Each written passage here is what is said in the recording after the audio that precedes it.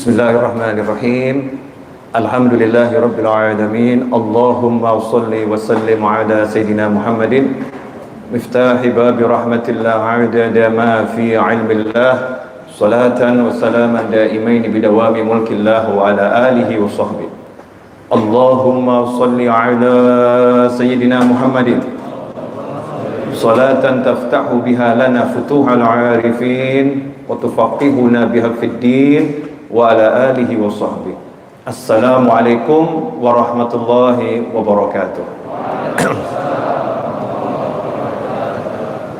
Sahabatku kaum muslimin dan muslimat di Masjid Raya Bintaro Jaya dan dimanapun berada, alhamdulillah malam hari ini Allah beri kita kesempatan, Allah beri kita kekuatan untuk duduk bersama di rumahnya Allah Ta'ala. Ini adalah anugerah yang kita seringkali tidak menyadari sebagai anugerah. Tidaklah masuk ke dalam rumahnya Allah dengan niatan yang baik kecuali orang-orang yang dijamin keluar darinya sudah terampuni dosa-dosanya. Amin. Karena tamunya Allah. Ya, tamunya Allah itu paling sedikit itu hadiahnya diampuni sama Allah. Nah, itu paling sedikit. Belum lagi bonus-bonus yang lain. Masih banyak bonus. Pada malam hari ini insya Allah kita akan bersama-sama belajar. Dan sebelum belajar, mari kita bacakan surat Al-Fatihah untuk seluruh pejuang yang gugur di dalam memerdekakan bangsa yang kita cinta ini, minal muslimin wal muslimat. Semoga beliau-beliau oleh Allah Ta'ala dikumpulkan dalam kelompok para syuhada dan para solehin, para anbiya wal mursalin, dijadikan kuburnya sebagai taman-taman surga, ditinggikan derajatnya di sisi Allah Ta'ala, dan semoga kita mendapatkan barokah dari keberkahan yang Allah berikan kepada beliau-beliau. Allah berikan kepada kita nikmat yang Allah berikan kepada beliau-beliau, dan mudah-mudahan kita semua bisa menjadi generasi penerus yang meneruskan pengorbanan beliau dengan amal soleh di negeri ini, dan menjadikan negeri ini negeri yang semakin barokah, negeri yang semakin makmur, negeri yang semakin sentosa, dan mudah-mudahan kita semua setelah usia panjang dalam segala kebaikan kenikmatan kelak wafat dengan husnul khatimah. Ala hadiniyah al-Fatihah.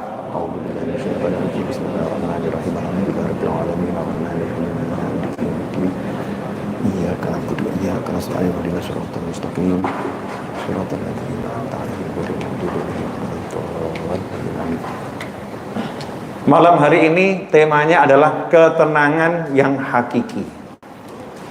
Ketenangan yang hakiki. Banyak orang tenang tapi risau. Ya, banyak orang dia tenang tapi sebetulnya tenangnya enggak tenang. Tenangnya dalam kerisauan. Banyak orang yang bergerak, beraktivitas, bekerja, bermasyarakat, tapi hatinya enggak tenang. Dan tidak sedikit orang yang masuk sholat berjamaah, selesai sholat, keluar dari masjid, galonya nambah. Waktu di masjid, alhamdulillah, kena hawanya masjid, hawanya jamaah, galonya pergi. Begitu keluar dari masjid, galonya nambah. Karena setan-setan gak akan membiarkan muslimin muslimat mendapatkan sakinah, mendapatkan itmi'nan, mendapatkan ketenangan jiwa, kenyamanan jiwa. Selalu hati ini diberi godaan-godaan. Alladzi yuwaswisu fi sudurin nasi minal jinnati wan nas. Nah, kita akan bahas ini insyaallah dalam waktu kurang lebih 40 menit. Kalau saya nggak salah azan isyaknya jam 19.08 kurang lebih ya. Nah, jadi masih ada waktu kurang lebih sekitar 40 menit. Ya, mudah-mudahan barokah, amin. Yang pertama, tenang itu tempatnya bukan di fisik. Tenang itu tempatnya bukan di fisik. Tenang itu tempatnya di dalam hati. Tetapi ketenangan dalam hati juga nggak akan tercapai kalau fisiknya nggak tenang. Makanya orang sholat itu tidak boleh melakukan gerakan besar 3 kali berturut-turut. Kalau melakukan gerakan besar 3 kali berturut-turut, batal sholatnya. Ya batal sholatnya. Kenapa? Gak tenang. Makanya ketika ada orang sholat, dia sholat sambil mempermainkan atau memainkan jenggotnya, pegang-pegang jenggotnya, mainkan jenggotnya. Selesai sholat, waktu itu dia lagi sholat sunnah, selesai sholat, Rasul mengatakan, ulangi sholatmu. Kamu belum sholat. Kenapa? Karena dia tidak mendapatkan ketenangan di fisiknya nggak khusyuk. Karena itu tenangnya hati, jangan kita mengatakan, oh fisik saya nggak tenang, nggak masalah, yang penting hati saya tenang. Hati yang tenang akan membuat fisiknya tenang, pikirannya tenang, tangannya tenang, nggak kemurungsung, orangnya nyantai. Ya orangnya nyantai, bukan lambat, tapi nyantai. Fisiknya tenang, pikirannya tenang, matanya tenang, telinganya tenang, sehingga hidupnya nyaman. Nah, sementara saat ini kita tidak melatih fisik kita untuk tenang. Naik motor kemurungsung, warga motor juga kemurungsung. Ya, semuanya serba tergesa-gesa. Itu mempengaruhi hati. Fisik ini yang nggak tenang menjadikan hati juga nggak tenang. Karena itulah dahulu baginda Muhammad sallallahu alaihi wasallam, yang mana kita tahu Rasulullah ini manusia yang paling tenang, zahiran wa batinan. Para sahabat manusia-manusia yang tenang, zahiran wa batinan. Tapi kita lihat Nabi Muhammad SAW, beliau khalwat di gua Hira, menyepi di dalam gua di atas gunung, dan tubuhnya tenang, khusyuk, gak bergerak. Untuk apa itu? Mencontohkan, kalau kamu pengen dapat hati yang tenang, jadikan fisikmu tenang. Makanya kalau kita lihat masuk masjid zaman sekarang ini, lihat diri kita, maka kita tidak mencerminkan orang-orang yang sholat yang mendapatkan ketenangan. Kenapa? Karena dalam sholatnya, Masya Allah, tubuh kita full gerakan, saudara-saudara. Sebentar kita garuk-garuk, sebentar kita usap-usap, sebentar badan kita bergerak begini, penuh gerakan. Sementara orang-orang soleh terdahulu dalam sholatnya dikatakan seperti tiang bangunan, sehingga kalau dilihat sampai tetangganya mengatakan, anak tetangga, ayah itu tiang yang di situ kok nggak ada lagi, di mana gitu. Maka ayahnya ngomong, nah itu bukan tiang, itu tetangga kita lagi sholat. Yang kamu lihat itu kita lagi sholat tiap malam, sholat malam. Itu yang kamu kira tiang. Saking tidak bergeraknya. Sahabat-sahabat Nabi Muhammad SAW ketika majelis ilmu, majelis zikir, duduk bersama Nabi Muhammad SAW, apa gambarnya? Ketenangan. Kalau sekarang ini di dalam masjid seringkali kita lupa, handphone kita pun gak tenang. Tengah-tengah sholat muncul suara lagu yang aneh-aneh. Ya kita lupa, gak dapatkan ketenangan. Di zaman Nabi Muhammad SAW gak ada sahabat yang di majelis berbicara satu dengan yang lain. Disifatkan ka'anna ala ru'usimut thair, seakan-akan di atas kepala para sahabat bertengger seekor burung. Saking tenangnya fisiknya, sehingga burung bisa bertengger di atas kepala sahabat. Coba kalau sekarang ini burung masuk ke majelis, insya Allah itu kita akan bergerak-gerak. Jangankan burung, baru lalat satu pun membuat kita heboh, saudara-saudara. Enggak tenang fisiknya. Sahabat tenang fisiknya. Ketenangan fisik ini karena apa? Hatinya tenang. Hatinya tenang. Saya mau ambil contoh ya, mohon maaf dengan segala hormat. Kalau kita ada janji sama orang, kemudian kita sholat. Ketika sholat, handphonenya berdering, walaupun getar. Gak ada suara, tapi kelihatan nyala-nyala. Selesai sholat kita zikir atau ambil handphone? Jujur, zikir atau ambil handphone? Nah inilah bid'ah 2021. Setelah sholat tuh sunnahnya adalah zikir, tapi yang terjadi sekarang setelah sholat ambil handphone. Bahkan ada yang setelah sholat update status, alhamdulillah selesai berjamaah. Alhamdulillah selesai berjamaah.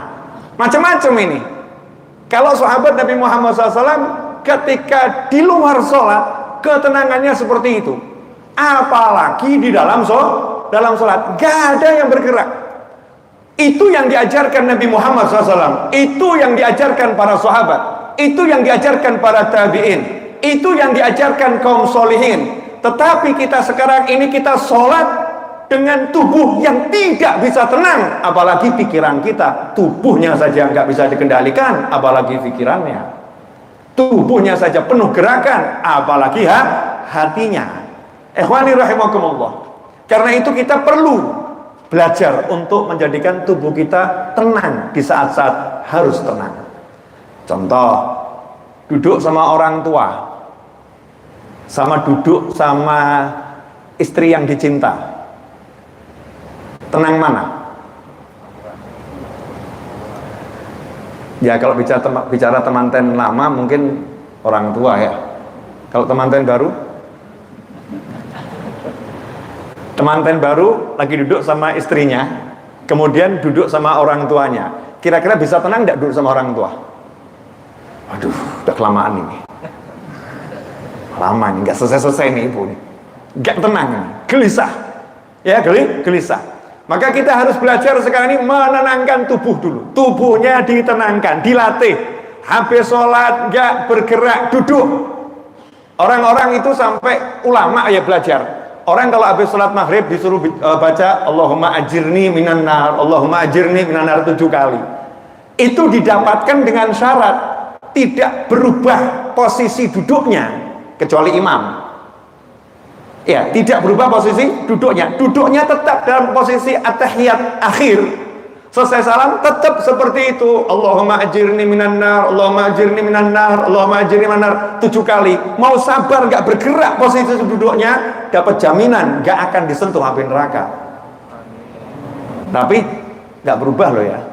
Nah kalau udah usar. Ya insya Allah dapat fadilah. Cuman jaminannya ini ulama mengomentari posisi duduknya juga sama, tidak berubah. Orang yang akan diampuni dosanya zikir habis subuh sampai matahari terbit, dibahas sama ulama itu tidak pindah dari posisi duduknya. Sabar. Ini pendapat yang terkuat, meskipun ada yang kemudian memberikan pendapat yang lain ya. Tapi ketenangan tubuh, ketenangan fisik ini sekarang diabaikan. Lah karena diabaikan, Masya Allah, dalam sholat diabaikan, selesai sholat diabaikan, di majlis diabaikan, maka hukumannya dalam kehidupan kita tidak mendapatkan ketenangan. Dalam kehidupan kita nggak mendapatkan ketenangan. Kenapa? Karena di saat-saat harus tenang bersama Tuhanmu, engkau memikirkan selain Tuhanmu. Maka ketika engkau bersama selain Tuhanmu, hidupmu nggak akan dibuat tenang oleh Tuhanmu. Simple. Ini mudah atau susah? Kok pada tenang semua, kenapa ini? Ini tenang di saatnya nggak harus tenang, disuruh jawab diam semua, ini repot ini ya. Jadi kalau kita tenang, berusaha betul-betul jaga, ini waktunya saya sholat, habis sholat saya zikir, saya doa, tenangkan fisiknya, usahakan nggak bergerak. Sampai kalau mau bergerak itu malu sama Allah Ta'ala, walaupun nggak batalin sholat. Contoh nih, tangan satu jari gatal ada di pipi, kemudian posisi seperti ini, garuk-garuk begini, sholatnya batal nggak? Enggak, mau 1000 kali nggak batal. Kalau begini, nah itu batal, gerakan besar. Tapi kalau satu jari nggak batal. Tapi kalau sahabat Nabi, pipinya gatal, nggak akan digaruk, dia akan berjuang, biarin pipi gatal. Orang itu di hadapan calon mertua bisa tenang, di hadapan pimpinan suatu negara bisa tenang, di hadapan Allah Ta'ala kok nggak bisa tenang fisiknya. Kenapa? Kalau ditarik garis atau benang merah, kelihatan hatinya kurang ta'zim kepada Allah Subhanahu wa Ta'ala. Ini prolog ya, saya belum ceramah. Belum. Ya, kalau ceramahnya begini kan kurang seru. Apa topik yang mau diomongkan? Ya, ketenangan yang hakiki diawali dengan ketenangan tubuhmu di hadapan Tuhanmu. Tenang betul ketika sholat, ketika baca Al-Quran, ketika zikir, tubuhnya itu tenang. Sampai pada satu posisi zikir. Kita kenal zikirnya para sahabat radhiyallahu anhum ajmain, diceritakan oleh Khalifah Ali bin Abi Thalib karramallahu wajhah. Sahabat itu manusia yang paling tenang tubuhnya ketika sholat, ketika zikir. Tapi kalau zikir kan nggak ada aturan harus diam tubuhnya. Maka ketika sahabat berzikir mendapatkan kenikmatan yang luar biasa, maka kenikmatan itu menjalar ke sekujur tubuhnya. Beliau pun bergoyang, tapi goyangnya goyang orang tenang. Tahu goyang orang tenang? La ilaha illallah, la ilaha illallah. Tubuhnya bergoyangnya seperti pohon yang kena angin, pelan, kecuali anginnya angin lesus ya. Ini maksudnya angin normal gitu. Goyangnya apa? Pelan. Itu namanya goyang yang diizinkan karena memang merasakan nikmat yang luar biasa. Nah, ikhwani rahimakumullah. Kalau kita sudah berjuang melatih diri fisiknya tenang, nanti tiba-tiba hati ini nggak usah diapa-apain, mudah tenang, nggak kemurungsung, hatinya nyantai. Makanya kita ini aneh kalau lihat orang-orang di luar Islam, senam yoga, ya, atau ada orang-orang di luar Islam yang kemudian dia bersila, tubuhnya bisa tenang. Kita heran kok bisa begitu ya. Padahal aturan pertama sholat itu tubuh harus tenang. Berarti kita nggak ngelatih. Berarti kita nggak perhatian nih sama aturan sholat. Berarti kita anggap sholat yang penting berdiri. Udah qiyam berdiri, mau berdirinya tubuhnya sampai begini-begini nggak masalah, nggak batal sholatmu. Saya nggak bicara batal atau nggak batal, tapi bagaimana sholat kita bermakna untuk kita di hadapan Allah Subhanahu wa Ta'ala. Ternyata di situ tenang. Orang ruku, tumak ninah ketika ruku itu harus sekujur tubuh tenang. Allahu Akbar, ruku. Sekujur tubuh harus tenang, sekedar bacaan subhanallah.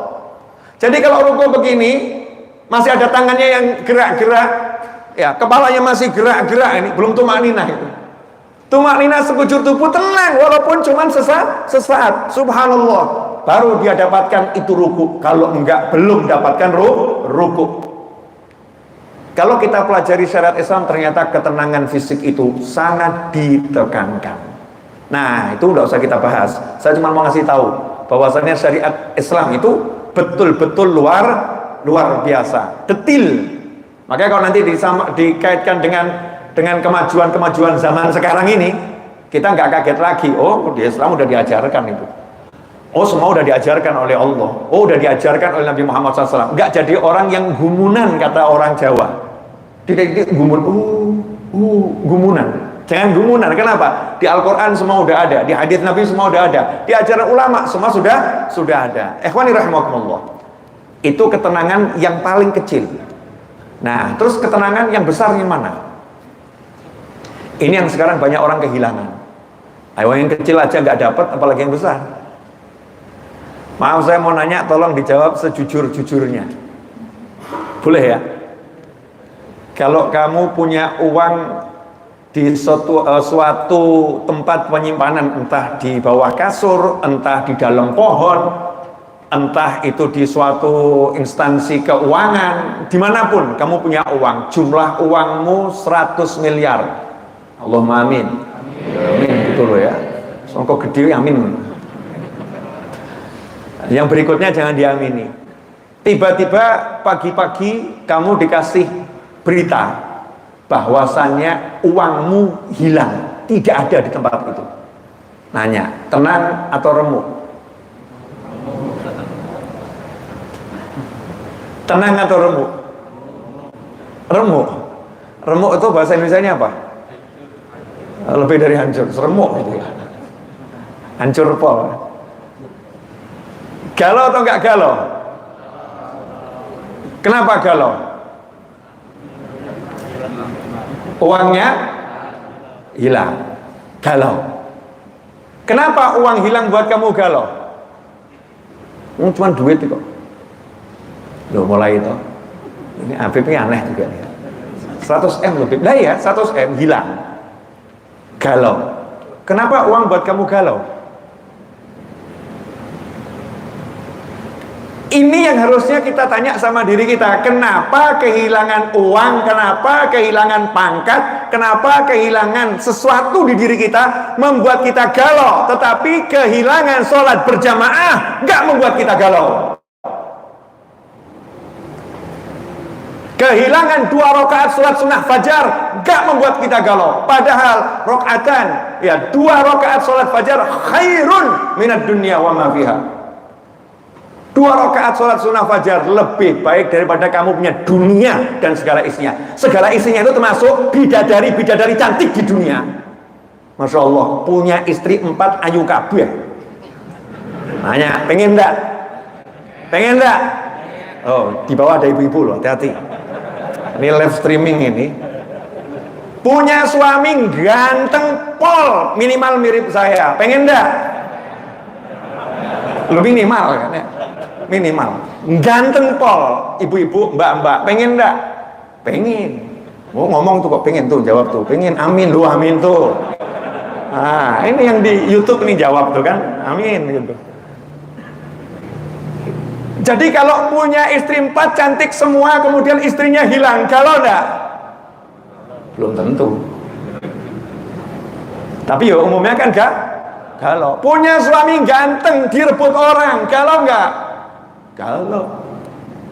2 rakaat sholat sunnah fajar hilang, galau enggak? Biasa saja, cuman sunnah.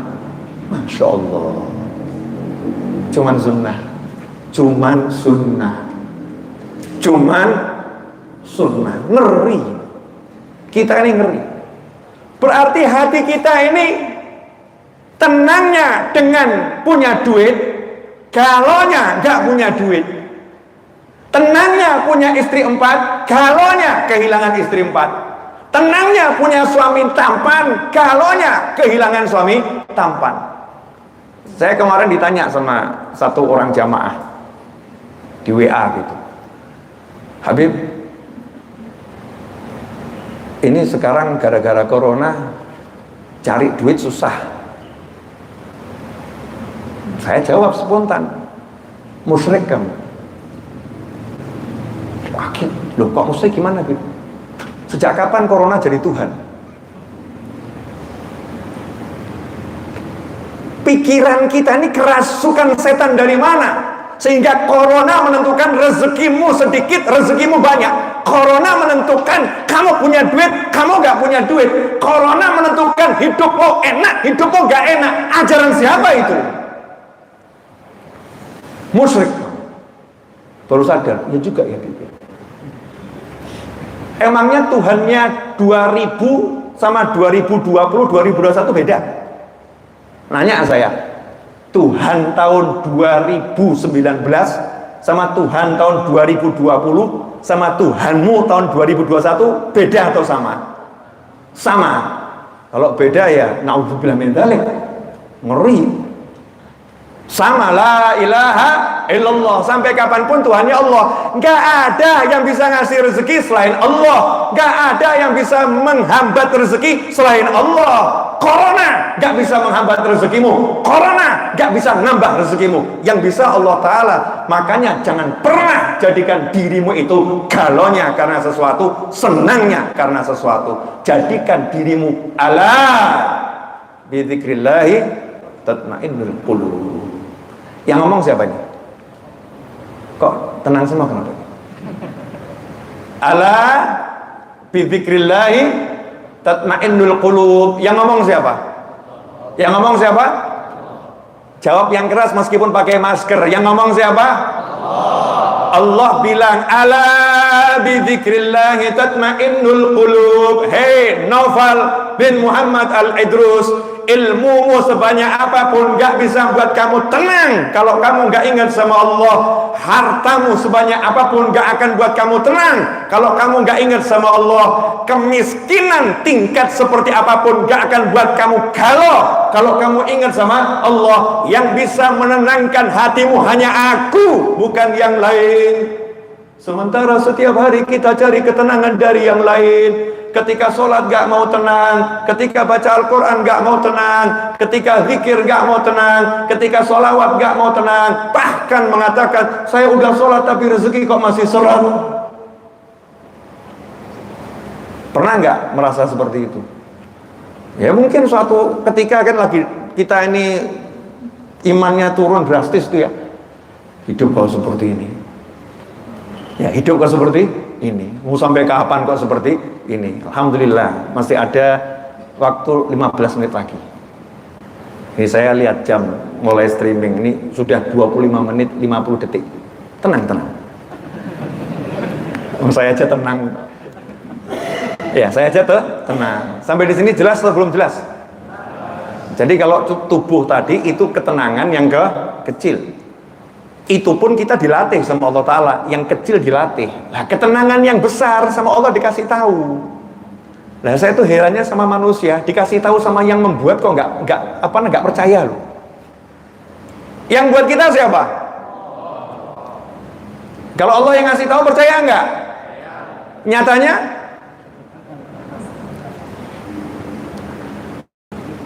cuman dengan ingat Allah, kamu akan tenang. Kamu sebut Allah, ingatkan hatimu. Allah yang bisa memberi saya rezeki, Allah yang bisa nolong saya, Allah yang bisa nyehatin saya, Allah yang bisa mengangkat derajat saya. Allah. Sebut itu terus dalam hati, ingatkan itu, pasti tenang. Tapi kalau yang dibuat sandaran itu bukan Allah, qul huwallahu Allahus samad.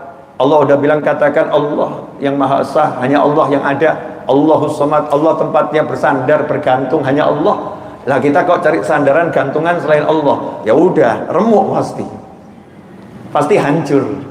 Ya pasti nggak akan mendapatkan ketenangan. Ketenangannya semu, bukan ketenangan yang hakiki. Ikhwani rahimakumullah. Coba cek lagi. Di tubuh manusia ini ada setan. Ya, ada nggak setan? Ada. Allah bilang, alladzi yuwaswisu fi sudurin nasi minal jinnati wan nas.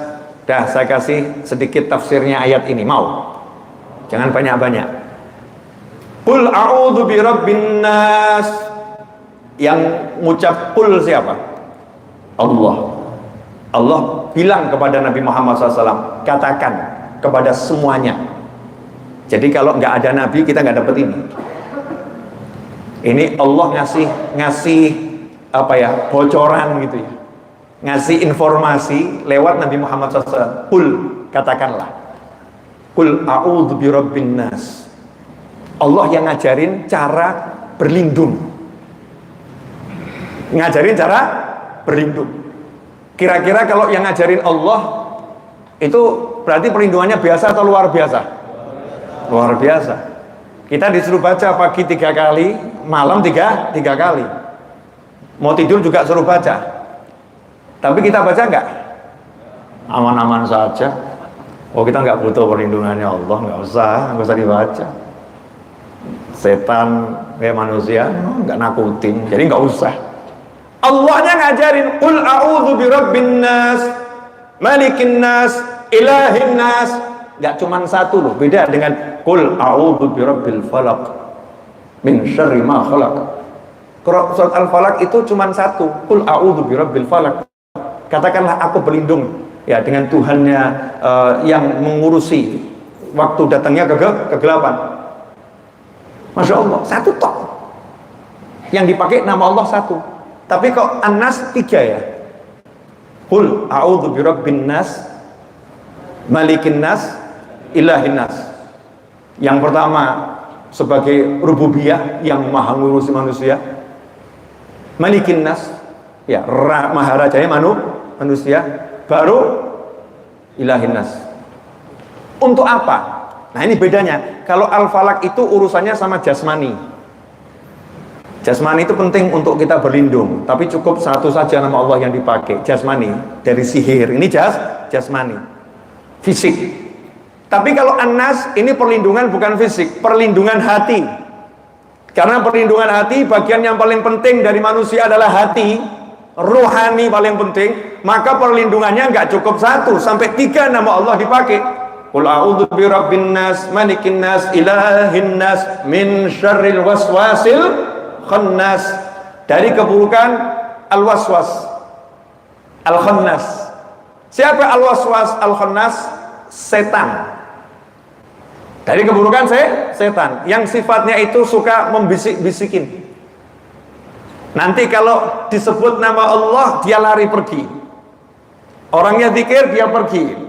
Orang yang nggak zikir, dia kembali. Ini al-khannas. Alladzi yuwaswisu fi sudurin nas. Al-khannas ini kerjanya bisik-bisikin di sudurin nas.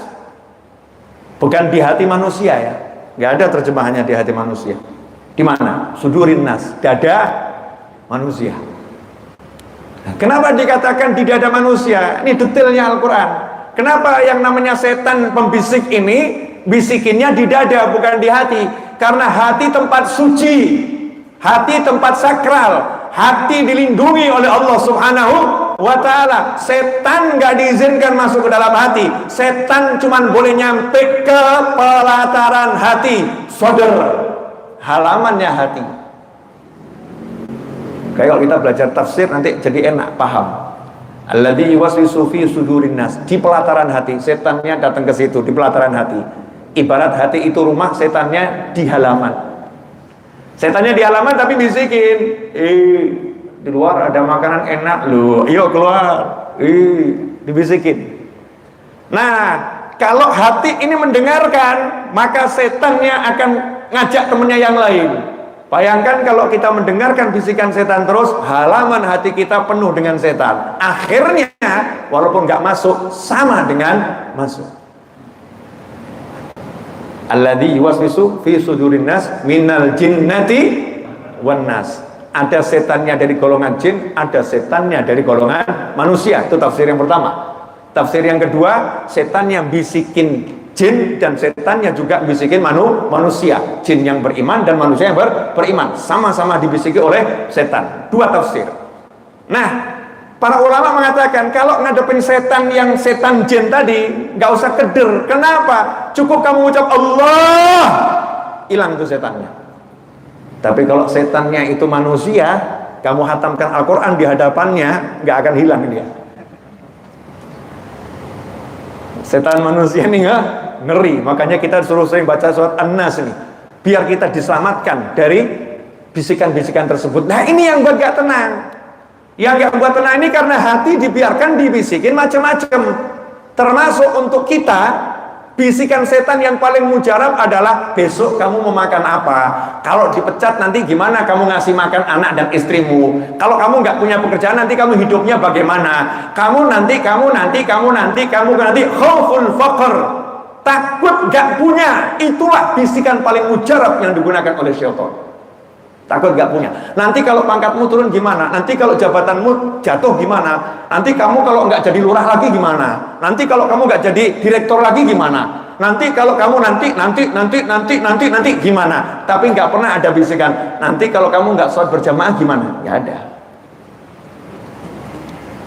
Nah ini. Nah gimana caranya tenang? Allah ngasih tahu. Yang ngasih tahu Allah loh ya. Ala bidzikrillahi tatmainnul qulub. Ketahuilah, hanya dengan ingat sama Allah kamu tenang. Hatimu tenang. Makanya nanti ketika seseorang itu meninggal dunia, yang boleh pergi ke surga siapa yang dipanggil sama Allah? Ya ayyatuhan nafsul mutmainnah. Hei jiwa yang tenang, jiwa yang bergejolak mampir dulu. Naudzubillah min dzalik. Jiwa yang tenang.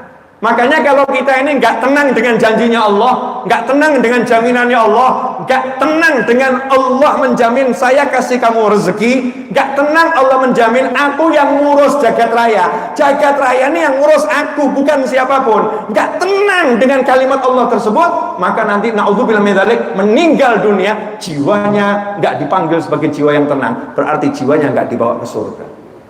Naudzubillah min dzalik. Jadi sebetulnya simpel. Kalau mau tahu kira-kira kita ini masuk mana, surga atau neraka, simpel. Saat ini kita tenang tidak dengan janjinya Allah? Kok jadi tenang semua, kenapa? Sederhana kan ya? Simple. Nah inilah ketenangan yang hakiki. Tenang dengan Allah. Tenangnya itu karena punya Allah. Pertanyaan terakhir saya sebelum saya akhiri. 8 menit lagi selesai. Tenang. Jangan nggak tenang. Kalau kamu punya uang 100 M, nanya ya, kamu pengen beli mobil, tenang enggak? Tenang. Kenapa? Punya 100 M. Betul. Kamu punya 100 M, pengen melamar seorang lelaki. Oh iya, wanita kan boleh melamar laki-laki? Boleh. Sayyidah Khadijah juga melamar Nabi Muhammad SAW. Betul kan ya? Tenang dia. Seorang pria mau melamar seorang wanita, punya uang 100 M nih. Prianya punya uang 100 M. Ngadep mertua tenang atau enggak tenang? Tenang. Cukup bawa kertas aja, tulisannya di situ 50 M. Masya Allah, diterima sama mertuanya. Tenang ya. Pertanyaan saya, kalau kamu punya Allah, hidupmu tenang enggak? Kamu enggak punya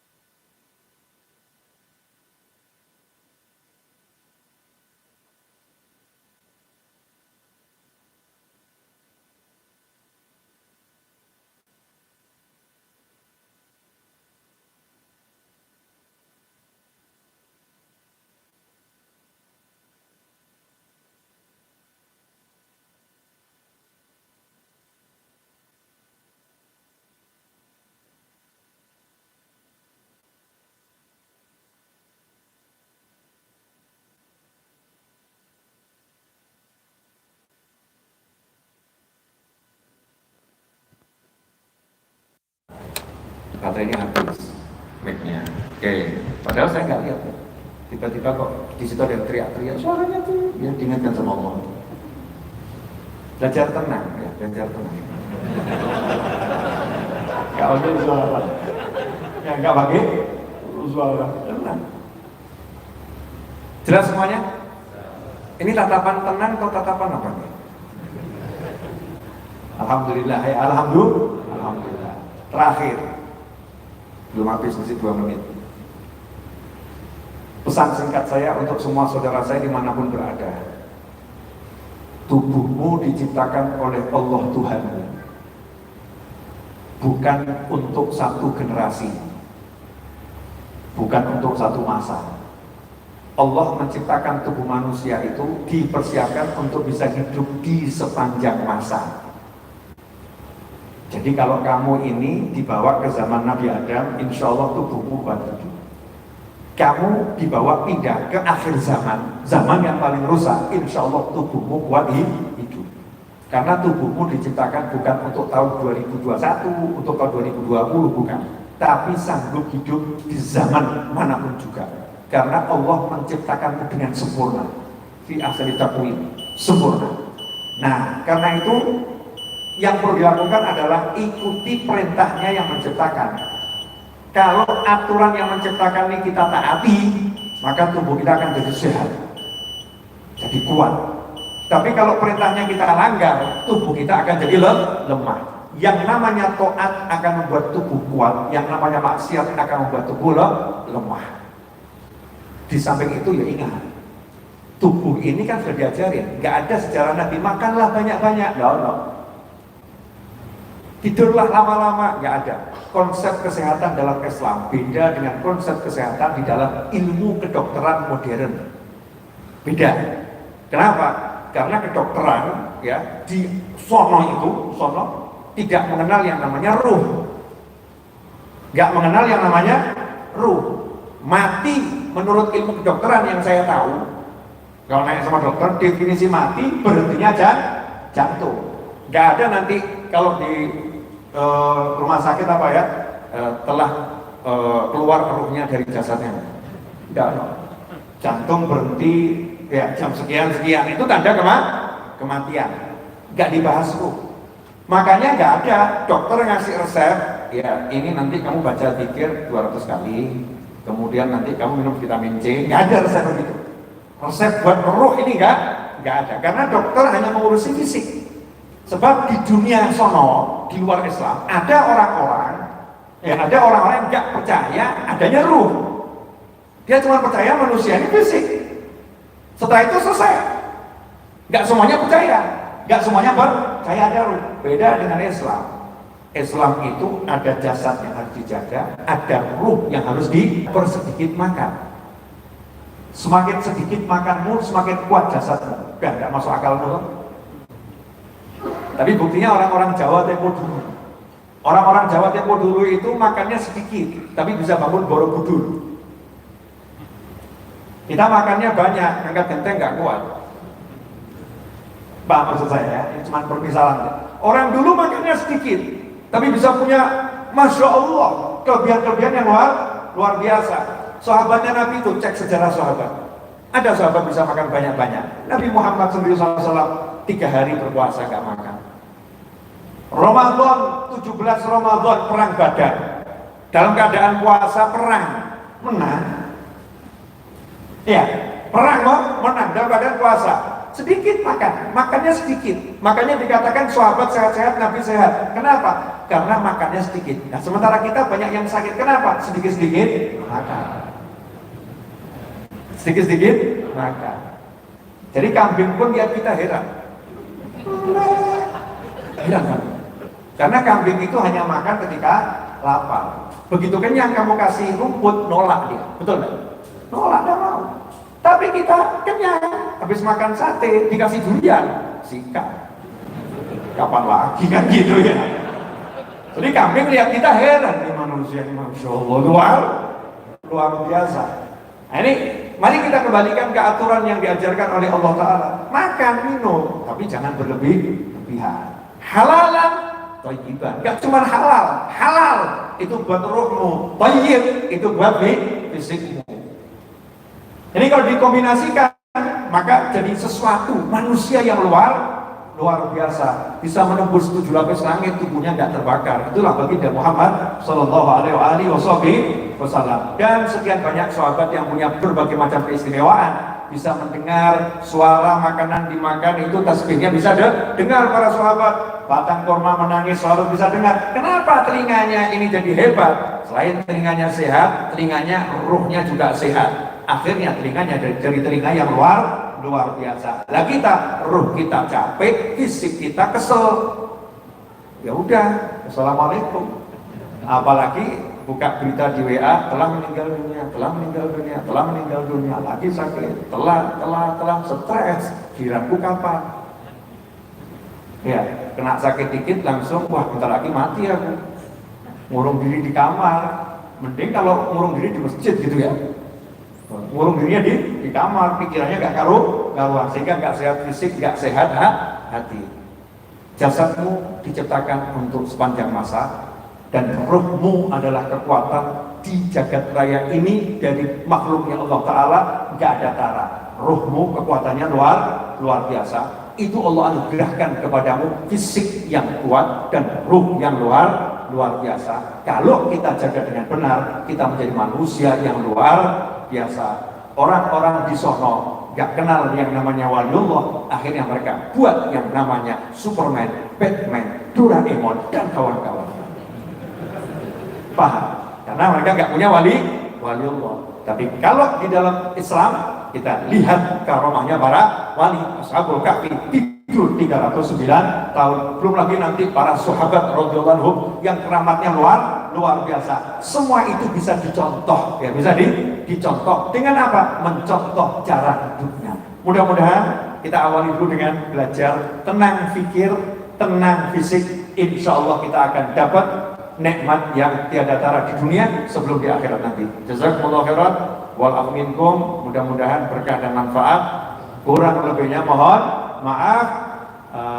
Jangan lupa ya, 17 Agustus ini kita dapatkan karena pahlawan-pahlawan ya.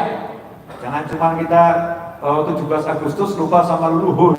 Doakan tuh kalau habis sholat minimal hari ini, tadi udah kita mulai ya, kirim Fatihah kepada beliau-beliau yang sudah berjuang untuk tanah air yang jasanya tak terkira, sehingga kita bisa hidup enak di mana-mana. Pada perang di Indonesia, alhamdulillah kita bisa ketawa, bisa makan enak ya. Walaupun kondisinya seperti apapun, negara ini adem, ayem, aman, tentrem. Ini harganya luar biasa, harus disyukuri. Insya Allah akan menjadi semakin makmur, semakin tenang, semakin adem, semakin ayem. Amin. Wassalamualaikum warahmatullahi wabarakatuh.